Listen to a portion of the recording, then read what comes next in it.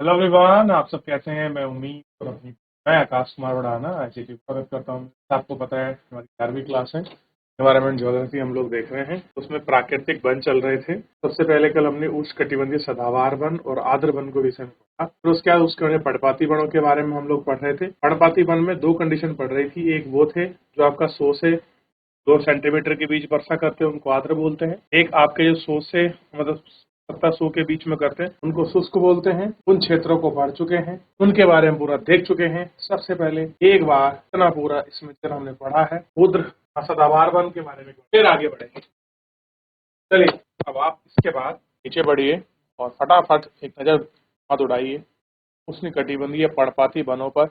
महुआ, कुसुम, चंदन सारे वृक्ष हैं। तेंदुपत्ता, बेल, खेर, अबुनास, ये कैसे आपका जो है सारे वृक्ष हैं। इन्हीं पर आपको नजर दौड़ानी है। ये इसी नजर दौड़ाकर आपको देख, ठीक है। चलिए, इसके बाद हम शुरुआत कर रहे हैं उष्णकटिबंधीय कांटेदार वन। याद रहेगा, उष्णकटिबंधीय कांटेदार वनों के विषय में। उष्णकटिबंधीय कांटेदार वन उस भाग में पाए जाते हैं जहां 50 सेंटीमीटर से कम वर्षा से कम होती है। इन वनों में कई प्रकार के घास और झाड़ियां आपकी शामिल हैं। इनमें दक्षिण पश्चिमी पंजाब, हरियाणा, राजस्थान, गुजरात, मध्य प्रदेश, उत्तर प्रदेश अर्ध शुष्क क्षेत्र शामिल। इन वनों में पौधे पूरे वर्ष पर्णपाती रहित रहते हैं। पर्णपाती रहित, ठीक है, वहां के पेड़ों के पत्ते नहीं। और झाड़ियां जैसे पाए जाने वाली मुख्य प्रजाति बबूल, बेर, खजूर, खैर, नीम, खेजड़ी और पलास। और आप जानते हैं खेजड़ी को क्या कहते हैं। खेजड़ी एक नाम और बोला जाता है राजस्थान में, वो आपको बता, ठीक। और यहाँ वृक्षों के नीचे 2 मीटर वाले जो गुच्छे हैं वो भी दिखाई देते हैं। इस प्रकार में खास आपको देख लिया। उष्णकटिबंधीय कांटेदार वन याद रहेगा। कटिबंधीय कांटेदार वन कैसे होते हैं, कहाँ होते हैं, इनको देख लिया। अब हम इसके आगे बढ़े, हमें दिखाई देगा पर्वतीय वन। ये बड़े महत्वपूर्ण है। पर्वतीय वन है। पर्वतीय वन ऊंचाई के साथ तापमान घटने के साथ साथ प्राकृतिक वनस्पति बदलाव आता है। यानी कि अगर आप हाइट पे जाओगे तो टेम्परेचर क्या होगा, और साथ ही साथ जो प्राकृतिक वनस्पति है उसमें भी चेंजेस आए। इन वनों में दो भागों में बांटा जाता है। एक है पर्वतीय वन और दूसरे है दक्षिणीय पर्वतीय वन। तो एक क्या हुआ पर्वतीय वन, एक क्या हुआ दक्षिणीय पर्वतीय वन। ऊंचाई बढ़ने के साथ हिमालय में पर्वतीय श्रृंखला में उष्णकटिबंधीय वनों में से आपका टुंड्रा पाए जाते हैं। उष्णकटिबंधीय, ठीक है, बड़े मिलेंगे जो इक्वेटर होंगे। फिर आप ऊपर चलते चले जाएंगे, वृक्षों की हाइट, वृक्षों की पत्तियां और वृक्षों के प्रकार में आपको वनस्पतियों में अंतर दिखना शुरू हो। हिमालय के गिरिपाद, गिरिपाद का मतलब होता है फुट हिल रीजन में क्या मिलेंगे, पर्णपातीय वन पाए जाते हैं। इसके बाद 1000 से 2000 मीटर की ऊंचाई पर क्या मिलेंगे, आर्द्र शीतोष्ण उष्णकटिबंधीय प्रकार के वन। उत्तर पूर्वी भारत की उच्चतर पहाड़ियां श्रृंखला और पश्चिमी बंगाल और उत्तरांचल के पहाड़ी इलाकों में चौड़े पत्ते वाले ओक और चेस्टनट मिलते हैं। हाँ, वेस्ट बंगाल में क्या मिलेंगे, ओक मिलेगा और चौड़े पत्ते का जो आपका चेस्टनट है ये मिलेगा। सदाबहार वन पाए जाते हैं इन क्षेत्रों में 1500 से लेकर 750 मीटर की ऊंचाई पर। व्यापारिक महत्व वाले चीड़ के वन पाए जाते हैं। हिमालय के पश्चिमी भाग में बहुमूल्य प्रजातियां देवदार के वन, देवदार की लकड़ी अधिक मजबूत है और निर्माण कार्य करने के लिए प्रयुक्त है। इस तरह चिनार और बयार की लकड़ी कश्मीर में हस्तशिल्प के इस्तेमाल होती हैं और पश्चिमी हिमालय के क्षेत्र में प्रचुर मात्रा में साम्प्रास, स्प्रूस और इतनी मीटर में ऊंचाई के साथ पाए जाते हैं। इनकी ऊंचाई के स्थानों पर शीतोष्णकटिबंधीय घास भी उगती है और ऊंचाई के साथ अल्पाइन वन चारागाह पाए जाते हैं, जो देखेंगे 3000 से लेकर 4000 की मीटर की ऊंचाई पर पाए जाते हैं। ये सब हाइट के अनुसार जो है आपको वन, जो प्राकृतिक वन है उनके प्रकार आपको देखने के लिए मिलेंगे। तो टेम्परेचर बदलेगा, सॉरी, हाइट बढ़ेगी, टेम्परेचर कम होगा, उसी प्रकार वेरिएशन आना शुरू हो जाएगा, हाइट के, ठीक। चलिए, देखते हैं। देख लिया, ये कुछ पर्वतीय वनों के प्रकार है। प्रकार के पर्वतीय वन आपको बड़ी आसानी से और आगे देखेंगे तो समझ आएंगे कि सिल्वर फन, जूनोफर, पाइन, रिडोडोन आदि वृक्ष मिलते हैं। क्या मिलता है? सिल्वर फन है, जूनपर है, पाइन है, बाइच है और रोडोडोन्स आदि मिलते हैं। ऋतु प्रवास करने वाले समुदाय जैसे गुज्जर, बकरवाल, गद्दी, होटिया इन चारागाहों में पशुओं के लिए भरपूर प्रयोग करते हैं और कह रहे हैं कि शुष्क उत्तरी ढालों में की तुलना में अधिक वर्षा वाले हिमालय के दक्षिण ढालों पर अधिक वनस्पति पाई जाती है। कहाँ मिलती है? दक्षिण ढालों पर अधिक वनस्पति मिलती है। याद भी रखिए, ढाल कौन से हैं? दक्षिण वाले ढाल हैं, यहाँ पर वनस्पति ज्यादा है। ठीक। और भागों पर टुंड्रा के जैसे मॉस और लाइकेन आदि भी पाए जाते हैं। आप जानते हैं लाइकन, ठीक, ये सब वहां मिलते हैं। दक्षिणी पर्वतीय वन मुख्यतः प्रायद्वीपीय भागों के 3 भागों में मिलते हैं। कहाँ कहाँ मिलते हैं?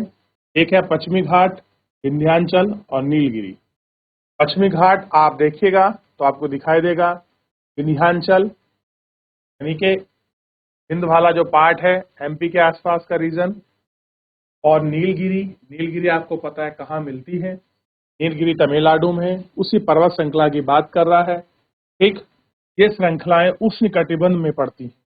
इनका समुद्र तल से ऊंचाई लगभग 1500 मीटर ही है। तो कितना है? 1500 मीटर की ऊंचाई पर यह आपके पाई जाती है। इसलिए यह ऊंचाई वाले शीतोष्ण कटिबंधीय और निचले क्षेत्र में उपोष्ण कटिबंधीय। ऊंचाई पर है ठंडा होगा तो इसलिए शीत, निचले है वहां गर्म होगा तो इसलिए उपोष्ण कटिबंधीय। ठीक। प्राकृतिक वनस्पति पाई जाती है, जैसे केरल, तमिलनाडु और कर्नाटक प्रांतों में पश्चिमी घाटों में इस तरह की वनस्पतियां विशेषकर पाई जाती हैं। इन क्षेत्रों में क्या मिलती हैं? ये विशेषकर नीलगिरी, अन्नामलाई, पालनी हिल्स में पाए जाने वाले शीतोष्ण कटिबंधीय वनों को तोलास कहते हैं। तो कहाँ कहाँ? नीलगिरी आपकी पर्वतमाला है, अन्नामलाई हो गया और पालनी हिल्स हो गया, वहां पर पाए जाने वाले ठंडे क्षेत्र के जो वन हैं उनको सोलास वनों के नाम से जाना जाता है। इन वृक्षों में मोगनलिया, कैरेल, सिंखोना, वेटल आदि आर्थिक महत्व है। सतपुड़ा और मैकाल श्रेणियां भी पाई जाती हैं। और आप मुझे बताइए, सतपुड़ा और मैकाल से एक नदी का बीच से निकलती है, उस नदी का नाम बताइए। कौन कौन से वृक्ष पाए जाते हैं यहाँ आपको? ठीक है, हो गया। अब देखिए कौन कौन सी ऊंचाई पर कितने कौन कौन से वृक्ष मिलते घाट घाट पर। साथ में ये थोड़ा बेला, कली व अनुवृक्ष भारत के विभिन्न प्रकार के आर्द्र व अनुपवास पाए हैं। इनके 70% भाग चावल की खेती की जाती है। भारत में लगभग 39 लाख हेक्टेयर आर्द्र भूमि है। 39 लाख हेक्टेयर आर्द्र भूमि। उड़ीसा में बाप का चिल्का, भरतपुर में केवलादेव राष्ट्रीय पार्क, अंतर्राष्ट्रीय महत्व में आर्द्र भूमियां, अधिवेशन रामसर के अधिवेशन के अंतर्गत आरक्षित जला कुक्कुट आवास है। ठीक, बहुत सारी ऐसी भूमियां हैं जो आपकी रिजर्व हैं। ठीक, हमारे देश में आर्द्र भूमि 8 वर्गों में रखी है। ठीक, क्योंकि पहला है दक्षिण में दक्षिण के पठार, जलाशय और दक्षिण पश्चिम में लैगून और आर्द्र भूमि। दूसरा है राजस्थान और गुजरात और कच्छ के खारे जल वाले क्षेत्र। तीसरा है गुजरात राजस्थान के पूर्व में केवलादेव राष्ट्रीय पार्क और मध्य प्रदेश में ताज वाली चीजें जलाशय। भारत के पूर्वी तटों पर डेल्टाई आर्द्र भूमियां, लैगून, चिल्का हैं और उसके हैं गंगा के मैदान में ताजा जल वाले कच्छ का क्षेत्र, और इसके आगे हैं ब्रह्मपुत्र घाटियों में बाढ़ के मैदान, उत्तर पूर्वी भारत और आपके हिमालय गिरिपाद में कच्छ और अनूप क्षेत्र, और उसके बाद है कश्मीर और लद्दाख में पर्वतीय झील और नदियां, और इसके बाद है अंडमान निकोबार द्वीप समूह, ये द्वीप टाप और आपका मैंग्रोव वन और आर्द्र क्षेत्र। मैंग्रोव लवणता जलीय संकरी खाड़ियां हैं। पंख मैदान और ज्वारनद के तटीय क्षेत्रों में उगते हैं। इनमें बहुत अधिक लवणता प्रभावित न होने के कारण पेड़ पौधे होते हैं। बंधे जल द्वारा व्यवहार सक्रिय घड़ियों के आड़े तिरछे होते हैं। वन किस्म के पंचमी आशय इनको प्रदान करते। ये सारी चीजें हमको दिखाई देती है, ठीक। और आपको देखने के बाद है मैंग्रोव वन। भारत में मैंग्रोव वन 6,740 वर्ग किलोमीटर क्षेत्र में। इसमें मैंग्रोव वन का 7% है। अंडमान और निकोबार द्वीप समूह में पश्चिम बंगाल में सुंदरबन डेल्टा अत्यधिक विकसित है। इनके अलावा महानदी, गोदावरी, कृष्णा नदी डेल्टा भागों में पाए जाते हैं। वनों में बढ़ते हुए अतिक्रमण के कारण इनका संरक्षण आवश्यक। ऐसा है, इसका जो संरक्षण है वो आवश्यक किया गया, ठीक। और इनको बताया गया है कि उनका संरक्षण कैसे होना चाहिए, क्यों है, ये सारी महत्ता की चीजें। चलिए, असंख्यक जनजाति के लोग वन एक आवास, रोजी रोटी, अस्तित्व में भोजन, फल, खाने लायक वनस्पति, शहर, पौष्टिक जड़ें, शिकार के लिए वन्य जानवर पैदा करते हैं, उन्हें घर बनाने का सामान आदि कलाकारी वस्तु। सामुदायिक जनजातियों के लिए वनों की महत्ता भी जानते हैं, क्योंकि जीवन और आर्थिक व्यवहार के आधार है। वनों और जातियों के समुदाय में घनिष्ठ संबंध है। इनमें विकास के बिना असंभव है। वनों के विषय में इनके प्राचीन व्यवहारिक ज्ञान को वन विकास का प्रयोग किया जा सकता है। जनजातियों को वन से गौण उत्पाद संग्रह करने वाले ना समझकर उन्हें वन संरक्षण का भागीदार जाना जाए। ये कह रहे हैं कि हम केवल जनजाति समुदायों को ये ना समझें कि केवल ये क्या करते हैं, वन उपज को इकट्ठा करते हैं, बल्कि ये समझना चाहिए कि ये वन संरक्षण है और ये वन के भागीदार हैं। और रियल में जो जनजातीय लोग हैं वो वन के संरक्षक ही हैं, ठीक है। वो वहां की संपदा को उतना नुकसान नहीं पहुंचाते, वो केवल प्राकृतिक वनस्पति से उतनी चीजों को प्राप्त करते हैं जो उनके जीवन यापन के लिए हो सके। कभी भी वो जंगल काटे दोहन नहीं करते, इसलिए उनको इस कैटेगरी में रखने की बात कर रहे हैं।